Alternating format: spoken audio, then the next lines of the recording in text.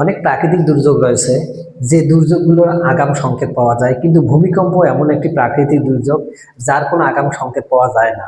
কখন হবে, কোন দিন হবে, এরকম কোনো আগে থেকে বলা যায় না। এই ভূমিকম্প বিষয় নিয়ে আজকে হচ্ছে আমাদের আলোচনা। ভূমিকম্প, সর্বশেষ ভূমিকম্প হয় 21শে নভেম্বর 2025 সালে। সর্বশেষ ভূমিকম্প 21শে নভেম্বর 2025 সালে। এই ভূমিকম্পের মাত্রা কত ছিল? এই ভূমিকম্পের মাত্রা ছিল 5.7 মাত্রায়। 5.7 মাত্রায়। এটার উৎপত্তি স্থান কোথায় ছিল? এই ভূমিকম্পের উৎপত্তি স্থান ছিল মাধবদী, নরসিংদী উপজেলার একটা আছে উপজেলা মাধবদী। এই মাধবদীতে এই ভূমিকম্পের উৎপত্তি স্থান। এর গভীরতা কত ছিল? এই ভূমিকম্পের গভীরতা ছিল 10 কিলোমিটার। এই ভূমিকম্পের গভীরতা ছিল 10 কিলোমিটার।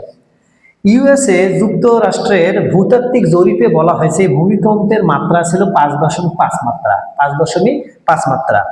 এবার ভূমিকম্প সম্পর্কে অন্য একটি আমরা আরো একটু ইনফরমেশন জানবো, সেটা হচ্ছে সবচেয়ে বেশি ঝুঁকিতে রয়েছে কোন উপজেলাগুলো বা কোন জেলাগুলো? ঢাকা, চট্টগ্রাম এবং সিলেট। এই তিনটে জেলা বা এই তিনটে বিভাগের কথা বললে সবচেয়ে বেশি ঝুঁকিতে রয়েছে। ভূমিকম্পের দেশ বলা হয় কাকে? ভূমিকম্পের দেশ বলা হয় জাপানকে। ভূমিকম্পের দেশ বলা হয় কাকে? ভূমিকম্পের দেশ বলা হয় জাপানকে।